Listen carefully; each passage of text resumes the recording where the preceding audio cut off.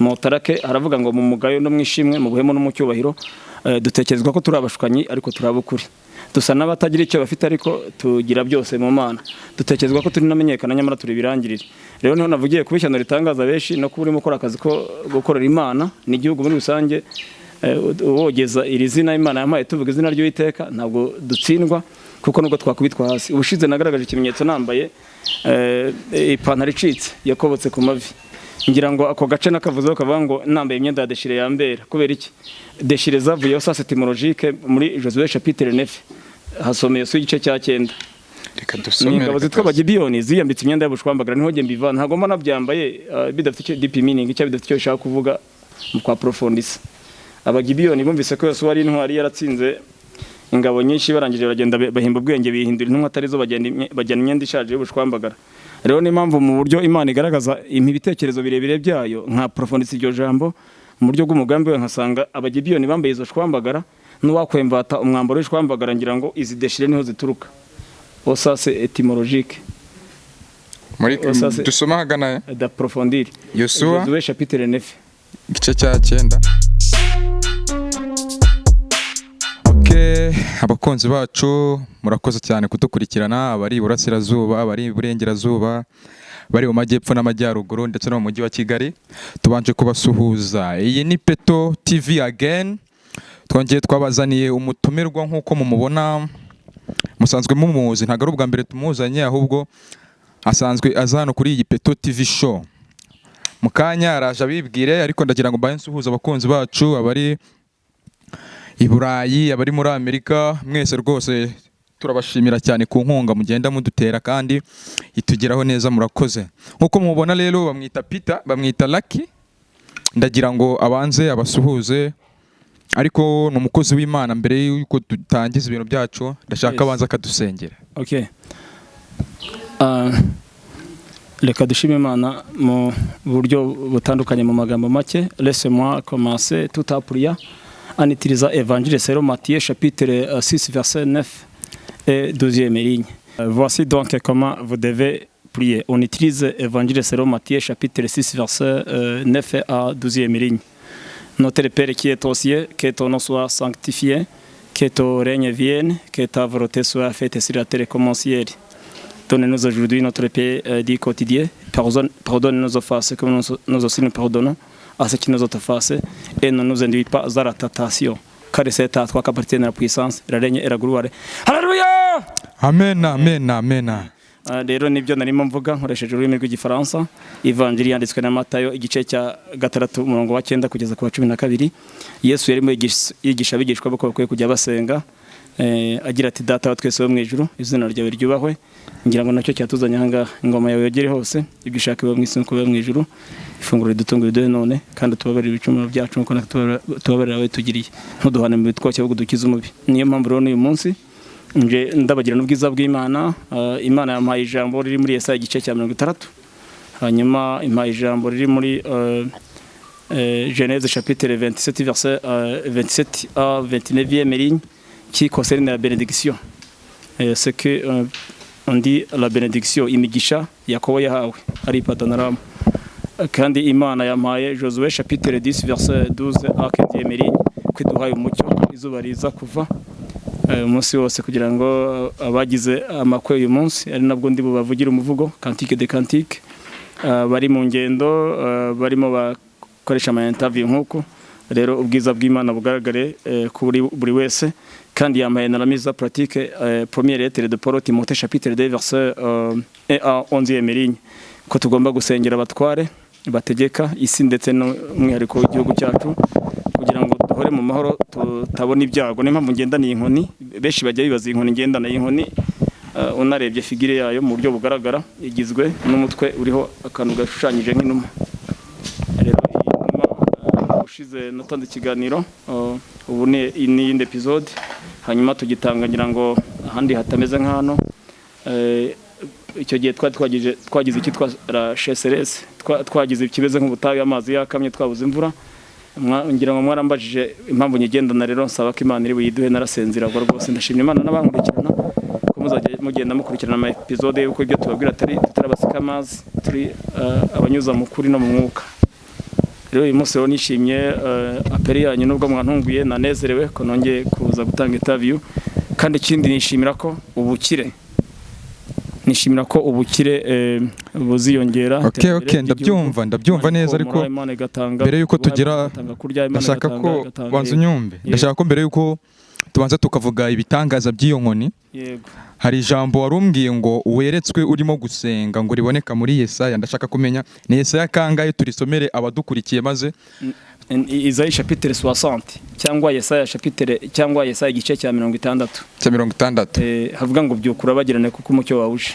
ndagira ngo tubisome Yego. Tubisomere abadukurikiye kabisa. Yesaya igice cya 60 umurongo wa kangahe? Yesaya igice cya 60 umurongo wa kangahe? Hera kuri rimwe ugeze wenda kuri 12 kuko turimo turagenda twiyubaka cyane mu buryo bwa generation y'amasengesho. No kuvuga ngo ubutumwa Imana iduhaye, ubutumwa Imana icishije muri Lucky ariko dusengera tugiye gutangira ikiganiro cyacu buboneka muri Yesaya igice cya 60 umurongo ugeze ku 12. Okay. Kadusome mu izina rya Yesu. Aravuga ngo byukura bagirane kuko umucyo wawe uje. Amen. Kandi ubwiza bw'Uwiteka bukaba bukurasiye. Amen. Dore umwijima uzatwika isi. Umwijima uzatwikira isi. Yego. Umwijima w'icuraburindi uzatwikira amahanga, ariko Uwiteka azakurasira. Yego. Kandi ubwiza bwe buzakugaragaraho. Haleluya. Amen. Hanyuma turashima Imana rero niyo wamanukura ku murongo wa 11 ukageza kuri 12. Nshyigikira umurimo w'Imana mu buryo bwo gusenga nubwo ntanakorana n'amatimu ariko nshyigikira cyane Imana, nshyigikira Imana ishyiraho leadership, ishyiraho inzego down up down all nations, so that when I put in English I use Psalms chapter 71 line 7, which means my life has been an example to many forever, because my own Lord has been my stronger defender, which means in Kinyarwanda ndi ishyano ritangaza benshi. Urarisoma muri Zaburi ya 71 arebe naho uri ishyano ritangaza benshi. Kubera icyo uri ishyano ritangaza benshi ushingira ku cyo uvuga kuri ishyano. Impamvu Imana yampaye umuhamagaro ubu mama mukora akazi nanjye ndimo ngakora dufatanya. Imana iri muri twe aho babiri cyangwa batatu bateraniye. Yarabwiye Aburahamu ngo nzakogeza ubumugisha.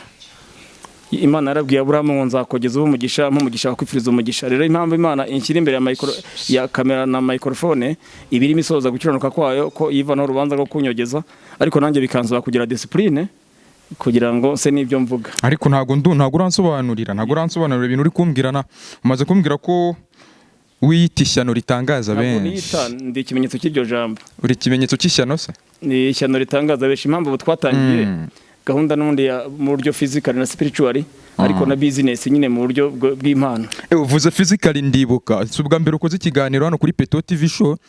Ariko ubwashize ubwo wakoraga ikiganiro ndibuka hari abakunzi bacu bagiye batubwira tuti uburyo ugaragaramo physically ntabwo ugaragara nk'umukozi w'Imana. Yes, impamvu I must destroy them and their false argument, which means iyo n'ubushize nahoze debatinga na Peter n'umundi wa Peto TV show ngira nti rero hari abantu baba bincakura bombe byiza bitabera umuntu bakumva wenda imisatsi yenda y'abazungu, impeta y'abazungu, kwambara ibikomo by'abazungu, ariko nyamara ijambo ry'Imana Revenons hano muto la mise en pratique le livre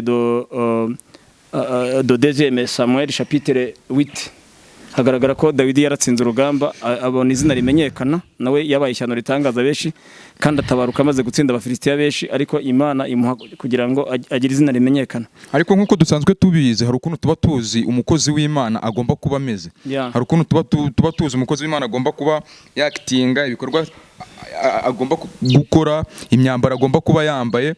Rero bamwe mu badukurikira bagendeye ku myambaro, bagendeye ku kuntu ugaragara, aravuga ati uriya muntu ahuza gute imibereho ye bwite no gukorera Imana, bagahera aho ngaho banakwita umusikama. Yes, gutyo babanza n'ubundi muri la mise en pratique la parole de deuxième lettre de Paul au Corinthiens chapitre 6 verset 8 à 11e ligne. Motarake aravuga ngo mu mugayo no mwishimwe mu buhemo no mu cyubahiro dutekerezwa ko turi abashukanyi ariko turi abukuri. dusa n'abatagira icyo bafite ariko tugira byose mu Mana, dutekerezwa ko turi namenyekana nyamara turi birangirire. Rero niho navugiye kuba ishyano ritangaza benshi no kuba urimo ukora akazi ko gukorera Imana n'igihugu muri rusange, wogeza iri zina Imana yampaye, tuvuga izina ry'Uwiteka ntabwo dutsindwa, kuko nubwo twakubitwa hasi. Ubushize nagaragaje ikimenyetso nambaye ipantaro icitse yakobotse ku mavi, ngira ngo ako gace nakavuzeho kavuga ngo nambaye imyenda ya deshire yambera. Kubera iki? Deshire zavuyeho sasa etimologique muri Josué chapitre 9 hasomeye su igice cya 9. Reka dusome. Ingabo zitwa abagibiyoni ziyambitse imyenda y'ubushwambagara, niho nge mbivana, ntago mbona byambaye bidafite icyo deep meaning, icyo bidafite icyo bishaka kuvuga mu kwa profondisa. Abagibiyoni bumvise ko Yosuwa ari intwari yaratsinze ingabo nyinshi, barangije baragenda bahimba ubwenge bihindura intumwa atari zo, bajyana imyenda ishaje y'ubushwambagara. Rero ni impamvu mu buryo Imana igaragaza ibitekerezo birebire byayo nka profondisa iryo jambo mu buryo bw'umugambi we, nkasanga abagibiyoni bambaye izo shwambagara, n'uwakwembata umwambaro w'ishwambagara ngira ngo izi deshire niho zituruka. Osase etimologique muri dusoma hagana da profondire Yosuwa chapitre 9 igice cya 9. Abo bagibiyoni bihinduye intumwa, bari bamenye ko Yosuwa nyine ari umurwanyi cyane, baragenda bindira intumwa, baragenda bajyana amasaha ashaje. Yosuwa igice cya 9 hasome rwose. Reka dusome mu izina rya Yesu. Iri ni ijambo ry'Imana riboneka mu gitabo cyanditswe na Yosuwa. Ngiye gusoma igice cya 9. Umutwe w'amagambo uravuga ngo abagibiyoni bashatse kwikiza abagibiyoni bigira inama zo kwikiza barahanwa. Umurongo wa mbere uravuga ngo nuko abami bose bo hakuno ya Yorodani, bo mu misozi no mu bibaya, mu mpande z'inyanja nini ahagana kuri Yorodani i Lebanoni,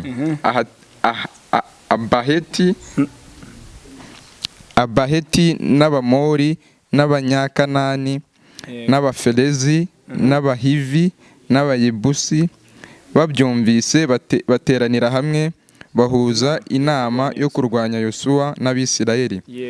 Ariko abagibiyoni bumvise ibyo Yosuwa yakoze i Yeriko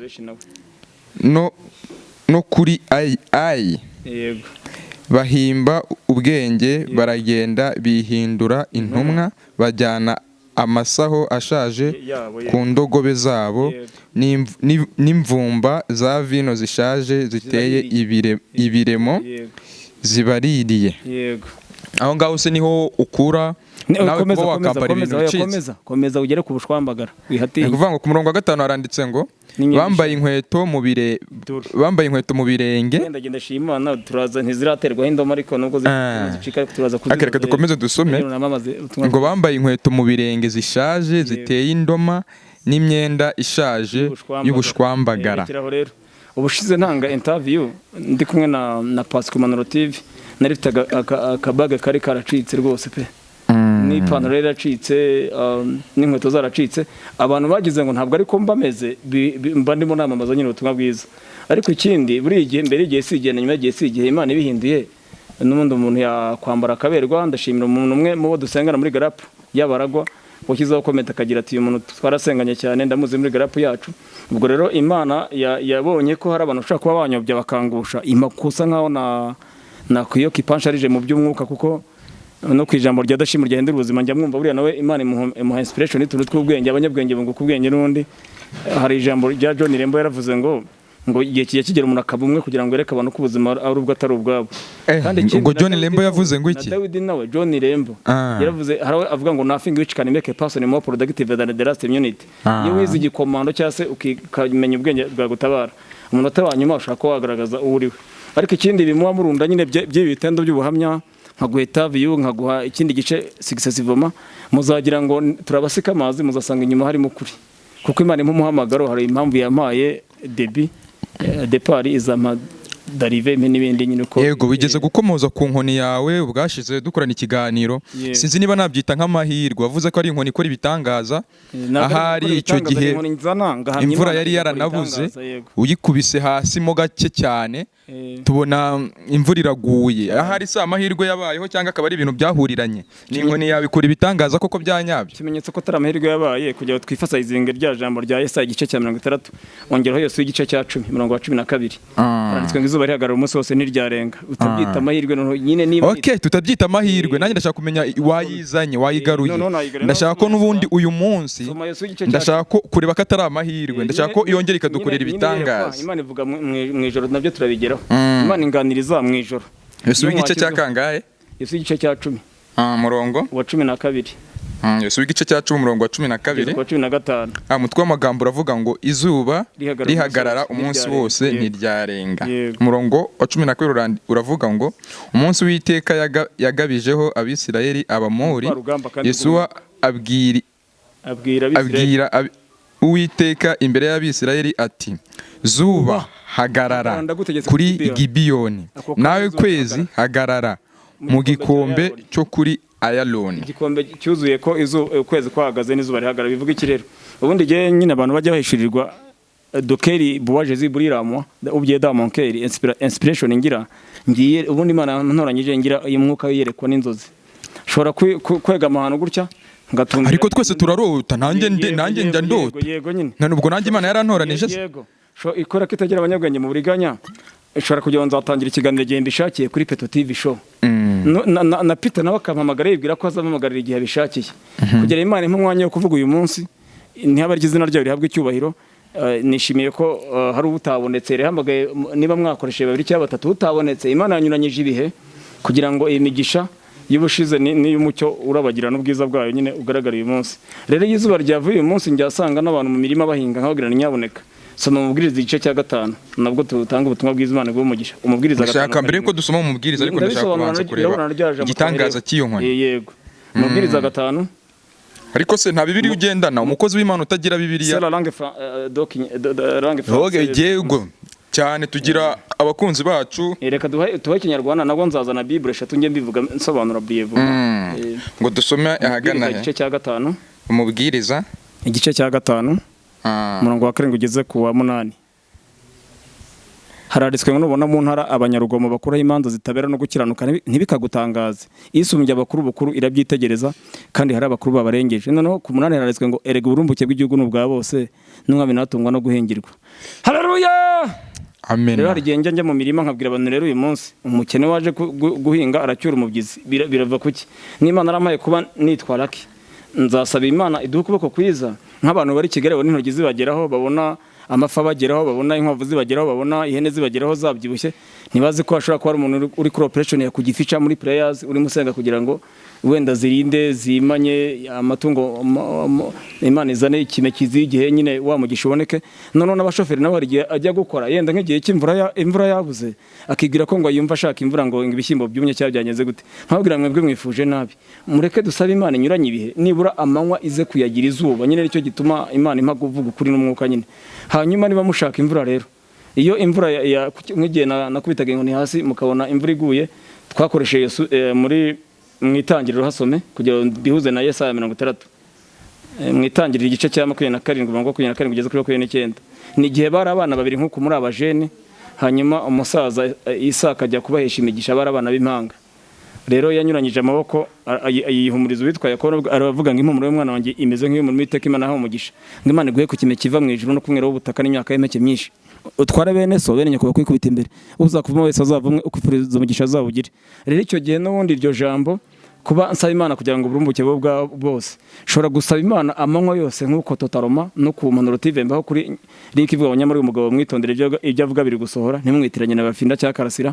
ni link n'ubundi ni titre y'ikiganiro n'ubundi ni kuvuga ngo rero niba Imana impa kuvugirwamo ko itanze amanywa ari umucyo wose ubu ngubu Petit Presse Hilltop n'andi hari mariage umucyo urababonekera wambaye agakweto ke aragera yajya bimeze neza kandi nanjye murabona ko Imana imvanye mishwambagara utunga kamera hano cyane haragaragara urabona ko Imana inyambitse neza uzashwambagara tukazijugunya ikampa gatiriko keza ikampa ariko ndaza kurana n'akaririmbo mbashyiriramo wenda ese waza gukoresha nk'akaroke voisine kaga France hari icyo ntacyo bitwaye none mbihuze na kantike muri zimwe 547 buriya nzi no kuririmba nabyo ndabigerageza uzi kuririmba yego ndaza kubashyiramo wenda aka kanya byibuze nk'amasegonda nk'atanu gerageza wumvishe ku bakunzi bacu ikintu sindagira rero wa mucyo wo kurabagirana bwa burumbuke bw'igihugu yambura igwiriye igihe dusenze bya zuba riviriye igihe bitadutunguye njya mbona n'aba master of ceremony cyangwa aba MC bavuga ngo uriya mwana ngo numuherereze ngo ashobora gusengera imvura mu gihe hagiye kuboneka ubukwe imvura igahagarara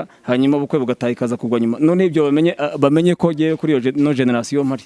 Okay, ndagira ngo turirimbire reka ndirimbe nda nka karimbo ngatura abageni aho bari hose kadirwe nkoreshe yenda igifaransa ariko ndanabavugiramo n'umuvugo wa cantique waranga français banze turirimbire si un jour tu crois au hasard celui dit tout début de l'histoire celui que je croise dans mes miroirs et reste avec moi même quand je pars.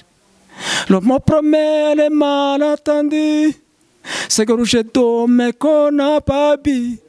Les mots d'absence s'épinglent et pendus, aux rêves qui sont sentis. Dis-lui tous ces mots qui nourrissent, les mots qui fuient et les non-dits. Dis-lui le goût de ma peine. Et l'hommage que j'ai eu, dis-lui mes ententes vaines. Hallelujah! Amen. Reka mbasa kongererwa n'eshati hanyuma nkoresheje kantike rero abageni reka mbereka akantu mbatura kugira ngo bishime abumva la langue française. Le livre de Salomon hanyuma kantike de Salomon chapitre 5 verset 10 à 16e ligne 10 ans. Mon chéri est clair et rose, il est signé plus que 10 000. Sa tête est lingote d'or fait. Ses boucles sont des paniquilles noires comme un corbeau. Ses yeux sont comme des colombes s'il débassait à eau sur la vada dire se posa sur des vasques. Ses jouets sont comme un parterre embaumé produisant des aromates. Ses lèvres sont des riz distillés d'or à mille fluides. Ses mains sont des bracelets d'or remplis de topaz. Son ventre est une plaquette d'ivoire recouverte de saphir. Ses jambes sont des piliers d'arbrâtre fondés sur des socles d'or fait.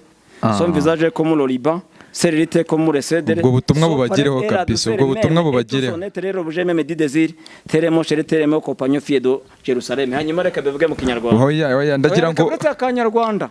Ntacyo bitwaye. Umukunzi wanjye arera kandi akeye mu maso akaba inyama y'igiruta abantu inzovu umusatsi ukabutibye kandi ukirabura nk'intuntu mu maso ye hameze nk'anyana ziri ku migezi huhagijwemo amata kandi ateye neza mu misaye hakarambuka nk'imikingo itwikiriwe n'uburabyo buhumura iminwa ye ikamera nk'imyangange itonyanga ishangiye yagirana ibiganza bye bikamera nk'impeta z'izahabu zakizweho tarushishi umubyimba we shenge ukema nk'ihembe ry'izovu ribajwe ryakizweho tubenge twa safiro amaguru ye akamera nk'ingiza marimari zashinzwe mu dutebe tw'izabo nziza uko atera sa Lebanoni nimweza nk'imyerezi maze akarabagirana nk'ikizubazuba.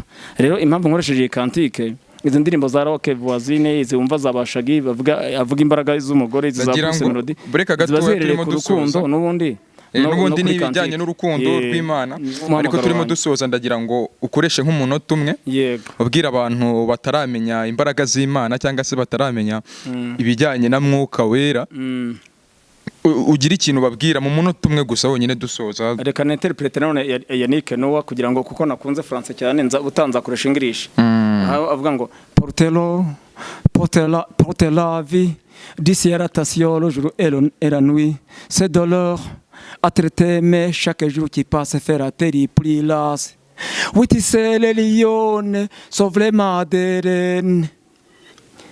L'amour te donne et plus jamais ne te reprenne. Ressort les assommes, fais monter les peines.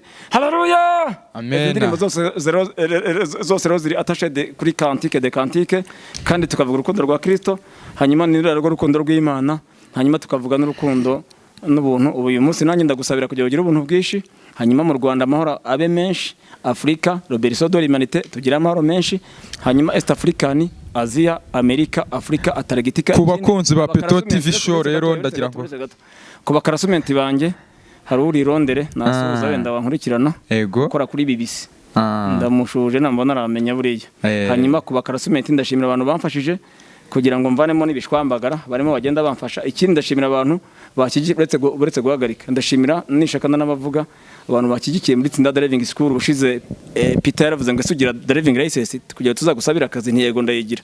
Arangije arambwira ati ni igihamya cyo kuyigira, hanyuma ndayerekana kugira ngo wenda abantu batazagira ngo abantu bankigikira bipfubusa. Iyi kategori rero nkimara kwamamaza ubutumwa bwiza kuri Peto TV show, witwa Ingabire Dieudonné yankoreye appointment y'akantu gato kugira ashyigikire kuba barimo bafasha kugira ngo nige muri Tsinda Driving. Hanyuma Diane Muhoza, Cyemezo Pacifique, Rambert, witwa Samuel n'abandi yenda ntanavugiye ahangaha, nubwo bakora akantu gato kugira basunike urugendo rwanjye. Ubwo n'uwitwa James Veruhashya ushyigikiye mu rugamba rundimo ndwana nawe, Imana imukore ku maso yenda batazagira ndo musikama. Ikindi kandi mu butumwa bwiza ntanga uyu mucyo nturabagirana Gisagara gusa All Nation Kigali, umucyo w'Imana uhagere, Huye umucyo w'Imana uhagere, ubwiza bw'Imana, babagirwa ibibyibushye, abarimo banezerwa mu mahoteli, abari mu birori, abari ikindi kandi itangazamakuru. Imana izankomeze mbe discipline cyane, nkomeze nkorane naryo, tubone umugisha twese.